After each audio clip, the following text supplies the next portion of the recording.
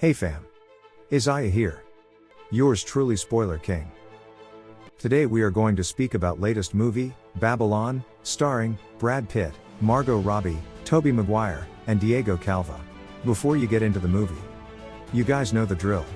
If you enjoy our vids, if you want to see more in future, leave a like and comments below.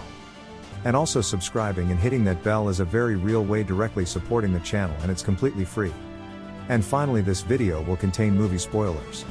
You have been warned. Okay, so let's get into it. In 1926, Bel Air, California, a man named Manny gets involved in transporting an elephant to a party organized by studio boss Don Wallach. Despite being told that he is transporting a horse, Manny bribes the truck driver to transport the elephant. While driving up a hill, the elephant's weight causes the truck to lurch, and Manny and his partner try to push the truck back up. However, the elephant suddenly deflates and falls onto Manny's partner. With the help of a convoy, Manny manages to bring the elephant to the party, which turns out to be an extravagant affair with lots of naked or topless women and various drugs. Jazz musician Sidney Palmer performs with his band, and cabaret singer Lady Fezzu entertains the crowd with a campy song. Jack Conrad, whose wife Anna wants a divorce because he keeps speaking to her in Italian and not taking her seriously, also attends the party. During the party, Jack becomes romantically involved with a waitress. Meanwhile, Manny witnesses a young woman named Nellie Leroy crashing her car into a statue while trying to enter the party. When the security guard refuses to let her in, Manny helps her enter. He takes Nellie to a room where they use drugs together. Nellie reveals that she is from New Jersey and dreams of achieving fame, while Manny, who is from Mexico, wants to establish himself in the movies. Manny quickly falls in love with Nellie. However, a young actress named Jane Thornton overdoses on drugs while partying with an older man and urinates on him.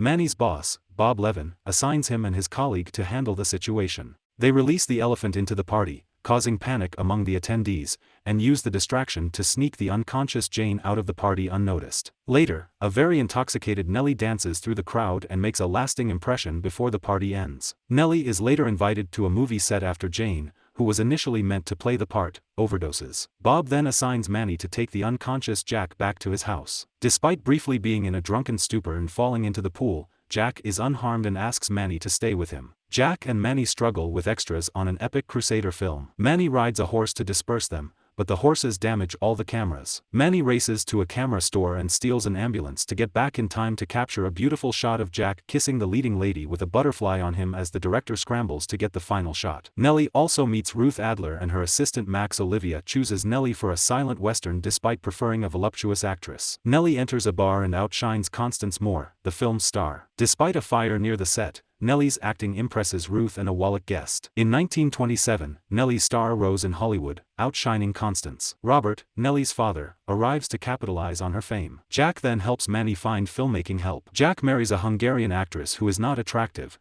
but she shoots him in the arm when she discovers his infidelity. Manny sees one of the first talkie films, The Jazz Singer, and calls Jack to tell him things will change in 1928. Manny finds Nellie again and protects her from the intrusive fans and photographers. Nellie shares her concerns with Manny about how people perceive her and how she tries not to let it define her. He accompanies her to visit her institutionalized mother. Nellie is working on a sound film, but the set is too hot, stressing her and Ruth. Nellie is bothered by the sound technician, Lloyd, who keeps bugging her about the volume of her voice and other distractions. Meanwhile, a crew member asks to leave the recording booth because of the heat, but Max insists he stays. After successfully recording the scene, the crew member collapses and dies from a heat stroke. At another party, Jack arrives with his third wife, Estelle, and Nellie kisses him in front of her. Faye also attends the party and shares a dance with Nellie, but their moment is interrupted by a drunk partygoer. Faye excuses herself to go to the bathroom and freshen up. Nellie is hurt by overhearing two men saying she has no talent and a terrible voice. Outside, she sees her father talking about fighting a snake and gets the idea to stage a snake fight for the entertainment of the guests. They head into the desert, where Nellie encounters a rattlesnake and decides to fight it herself despite the warnings of others. The snake bites her neck, and Faye quickly decapitates and sucks the venom out. After Nellie wakes up,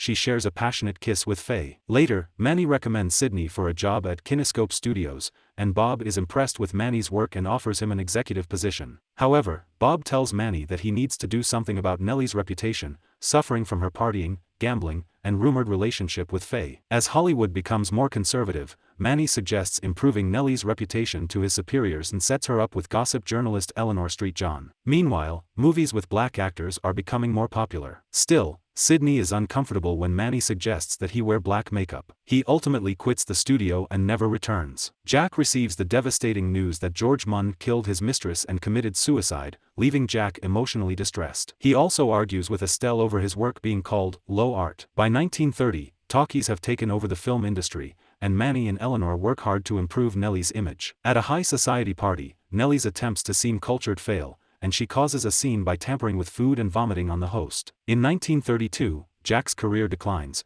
and he watches his last film in a theater, only to hear laughter from the audience. Jack confronts Eleanor after reading a column she wrote about his fading fame. Still, she tells him that although his acting days are over, his films will be remembered for generations. Later, Irving Thalberg calls Jack with a supposed good project, but Jack knows it's a bad idea. Nellie visits Manny's home in a panicked state, revealing that she owes a gangster $85,000 in gambling debts and faces a horrific punishment if she doesn't pay. Although Manny initially refuses to help, he eventually agrees after seeing Nellie's desperation and reflecting on their past together. Manny helps Nellie with her $85,000 gambling debt to a gangster with the aid of a drug-dealing actor friend called the Count. They take fake prop money to the gangster's home, leading them to an underground location with depraved sex practices. The gangster discovers the money is fake, and Manny kills his thug with a mace, and they escape with the help of an alligator. Manny takes Nellie and the Count to Mexico to flee. Manny and the Count pack their bags and search for gasoline. While Manny fills up, Nellie joins a party and dances. Manny reminds her they need to leave soon,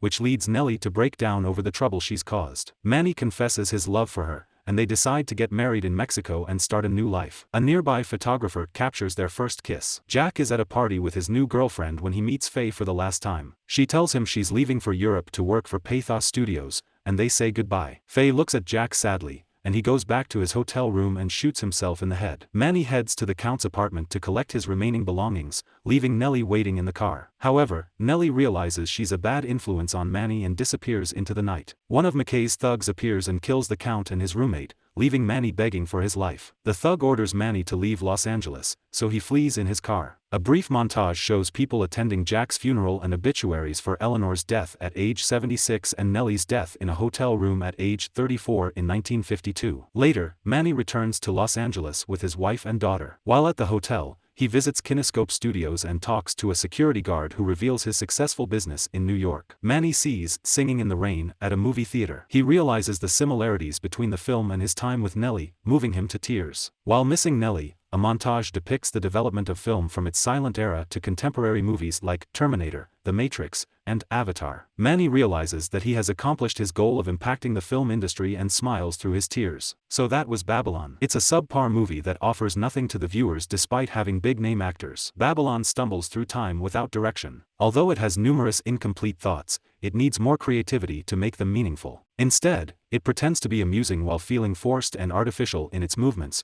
too calculated and uninteresting to create enthusiasm. Thanks for watching. Don't forget to like and subscribe. Until the next video.